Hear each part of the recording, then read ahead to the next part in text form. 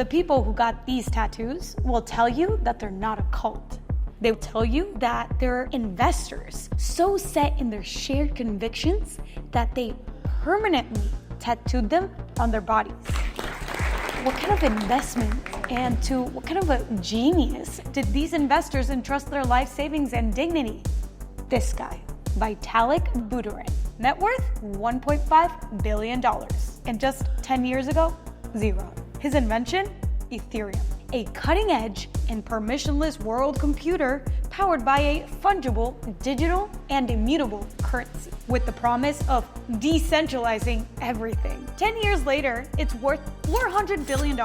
Wall Street wants a slice of it. These are just stepping stones towards tokenization. Even Paris Hilton is all over it. And no, not just because of this photo. But what if I told you that the founding of Ethereum was based on a gigantic sham, possibly the biggest lie ever told in investor history, and that $400 billion of investor capital and tattoos betting on Ethereum don't want you to know about it?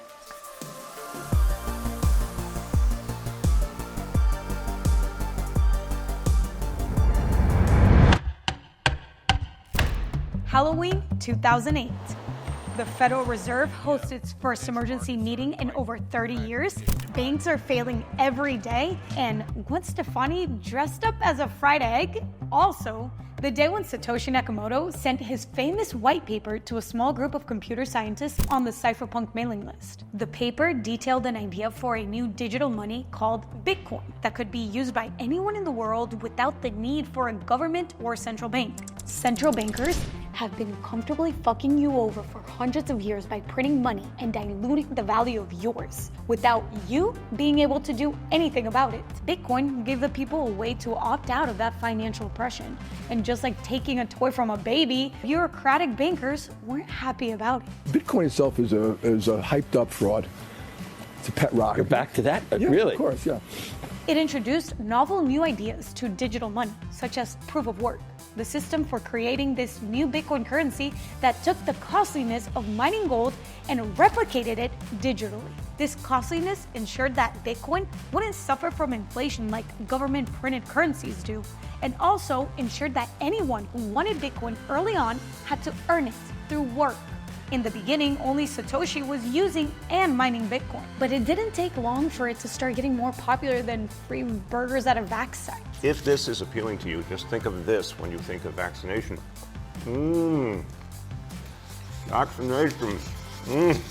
But Satoshi wasn't forcing anyone to mine Bitcoin. People were just interested enough to spend their hard-earned cash mining it. In fact, there was no such thing as the Bitcoin price until about a year and a half into its lifespan, when BitcoinMarket.com became the first website to enable the trading of Bitcoin for dollars. I'm getting a very good feeling about vaccination right this moment. This gave Bitcoin time to grow in peace without the suits swooping in for the size of pie. I mean, imagine if people knew Bitcoin was going to become the best performing asset in the world for the next decade. People can barely handle themselves on Black Friday.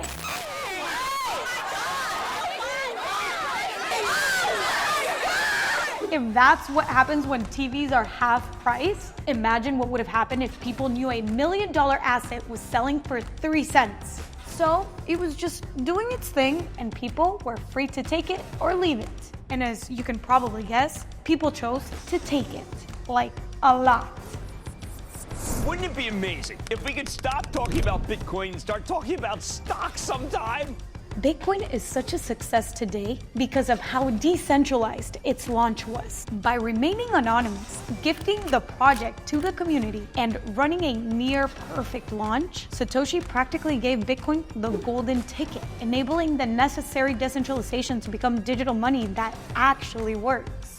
And yet, Vitalik Buterin thought he could do it even better? You know, right now a Bitcoin transaction costs 5 cents. The internet of money should not cost 5 cents a transaction. It's kind of absurd. But what would Bitcoin's launch have looked like if it was launched the same way that Vitalik launched Ethereum?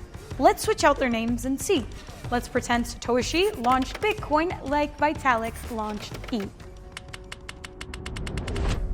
After coming up with the idea of Bitcoin, Instead of just building it, Satoshi would have contacted a former Goldman Sachs employee and a ton of blockchain experts to sell them on his great idea. He would promise the development of not only a truly decentralized form of money, no, that wouldn't be hype enough. He would tack on a truly decentralized world computer that would be impossible for any single entity to control. Eventually, Satoshi would convince some big investors that Bitcoin would blow the competition out of the water and would begin trying to figure out how to get investors money. But he would realize raising investment is something that companies do, not decentralized open source projects. Wanting to raise investment without the regulatory headache wouldn't be fast enough for him. So he thinks to himself, what if I just create the Bitcoins for free in my own database and sell those to investors instead of registered shares in a company? And that's exactly what he does. He creates 72 million Bitcoins before the project is even up and running and sells them to investors from all around the world through this website with no limit on how many Bitcoins he could create and sell. And he makes sure to entice slow investors to get their ass moving, because the longer they wait into the sale, the fewer Bitcoins they get. He takes in over $18 million worth of investment money before a single person has got their hands on the product, and uses that money to bring his idea to life. These investors could buy as much Bitcoin as they wanted, and if he ran out of Bitcoin to sell, he would just create more out of thin air. He would basically be printing money, and in the words of the Joker, if you're good at something, never do it for free. He would be well aware that big investors could end up with way too much Bitcoin though, which would centralize the supply. To avoid this, he just scraped the whole fundraising idea altogether. Kidding, there was way too much money involved. Instead, he sets up a company called BTC Swiss and makes that company responsible for ensuring that no single person gets their hands on more than 12.5% of all the Bitcoin. A year and a half after the project's announcement, the first block would finally be mined. A few months after that, Satoshi would add functionality that allowed people to create their own unaffiliated versions of digital money on top of Bitcoin, so that they could replicate his approach to fundraising. Not without taking a cut, of course. Money talks, people. 10 months later, one of those unaffiliated projects that used Bitcoin as a fundraising platform would be hacked, and $50 million worth of investor money would be lost. But if Satoshi was acting anything like Vitalik, he wouldn't want this to happen, so he would send the following message to exchanges to try to prevent the price from falling further. He would then push a proposal to centrally change and alter this so-called unchangeable and unalterable blockchain in order to reverse the irreversible transaction made by the hacker, showing in clear daylight when having to choose between building something decentralized or keeping investors happy, he would choose the latter, the investors. A few years later, he would get rid of the concept of mining entirely, act like it never happened, and remove the costliness of creating more Bitcoin. Instead, power would be given in direct proportion to the number of Bitcoins somebody holds. So the more Bitcoin you owned, the more power you had over the network itself. Meaning he would technically be the de facto central authority in a system intended to operate without central control, undermining the fundamental principles of decentralization on which Bitcoin was founded on.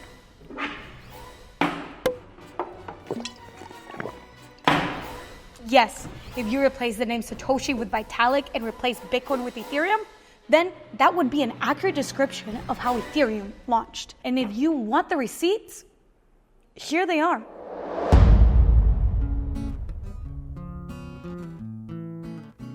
Ethereum doesn't quite know what it wants to be. It definitely doesn't want to be decentralized digital money. The developers quite literally went back in time to make it so some transactions never happened. That's not how money or time works. It doesn't really want to be a software platform either, because it's slower and less efficient than centralized alternatives, which keep eating into Ethereum's market share. It obviously doesn't want to be centralized, but it hasn't exactly achieved decentralization either. To be honest, I'm not sure what Ethereum is at this point, and it doesn't seem like Vitalik knows either. Only a couple months ago, he released this article titled "Make Ethereum Cypherpunk Again." In the article, he talks about how he's concerned that Ethereum has become preoccupied with financial incentives and has strayed too far from its idealistic cypherpunk vision. So what has Ethereum accomplished? Well, it's made Vitalik extremely rich. And to be fair, with some of those fortunes, he has helped some worthy causes. But it's also destroyed a countless amount of investors through the affinity marketing that has leveraged the virtues of Bitcoin as the MySpace for an entirely new field of wannabe Facebooks. 99.999% of cryptocurrencies and NFTs are worth significantly less when measured in Bitcoin today than they were just 2 or 3 years ago. That same percentage of investors would have been better off buying the old school Bitcoin than Ethereum or any one of the myriad of tokens built on top of it. Or to put it simply, there is no second best. Ether is too fragile to be digital money, and the question still remains whether Ethereum can ever really be a decentralized world computer, or if we even need that. Satoshi invented Bitcoin to give money to the people. Vitalik made Ethereum and gave the power of the money to his investors.